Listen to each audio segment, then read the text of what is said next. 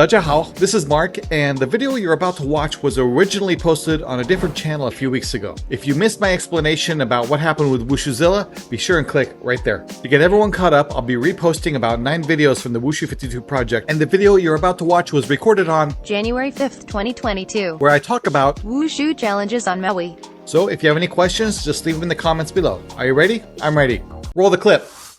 Aloha from the beautiful island of Maui, Hawaii. As I mentioned, today's plan was to spend part of my 5-hour layover time here in Maui, go to a local beach or a local park and continue my Wushu 52 training. Did it work out? Let's find out.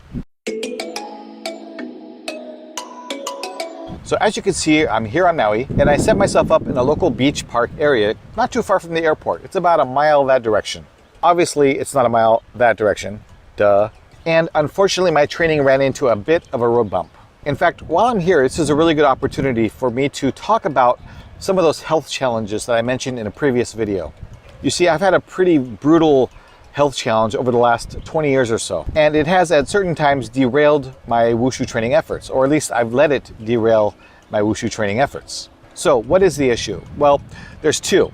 The first issue is that I suffer from gout. If you're not familiar with gout, you're lucky. It is an issue that seems to run in the men in my family, and it causes extreme painful swelling of the joints. Now, it's different for every single person.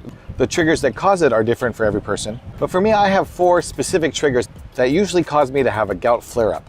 They are, in general order of priority, too much stress, too much salt or sugar, a lack of fiber in my diet, and a lack of sleep. And during my trip to California, a lot of those factors sort of played in. Fortunately, I didn't get gout during my time in California, and it didn't really start kicking in until the last day I was there.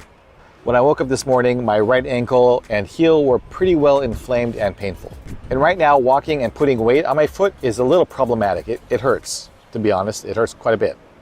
In fact, as you can see, I brought a cane with me, the old cane that my sister had lying around. So that's what's going on right now. The second issue I have is a general autoimmune joint inflammation, sort of like a psoriatic arthritis sort of thing. This is similar to the gout, and the triggers are very similar, but it affects me in a different way.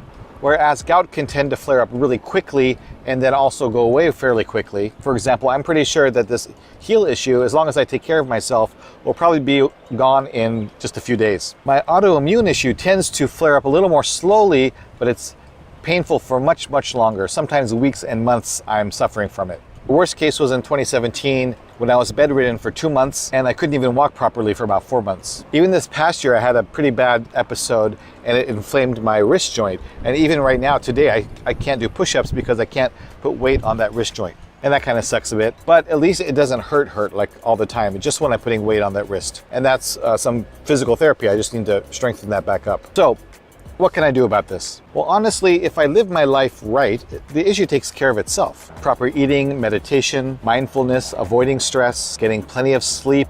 Those are all things that will help stave off the effects of this issue. And of course, those are all things completely within my power to do. But to be honest, self-control has never been one of my strongest characteristics. And that's why doing Wushu 52 is really important for me this year. I'm going to talk about my approach to habit formation and identity-based behavioral change in another video. But it is something that is a core part of Wushu 52. A major component is my effort to build self-control into my Wushu training and develop positive life habits and behaviors that will allow me to continue developing Wushu for the long term, for the rest of my life, hopefully. But what does that mean for today, right here in this park on Maui? Here's the thing. I can't do a lot of things today. I can't do most things right now. It's hard to do Wushu when you can't even walk. But even though I can't do everything I want to do, I can do something.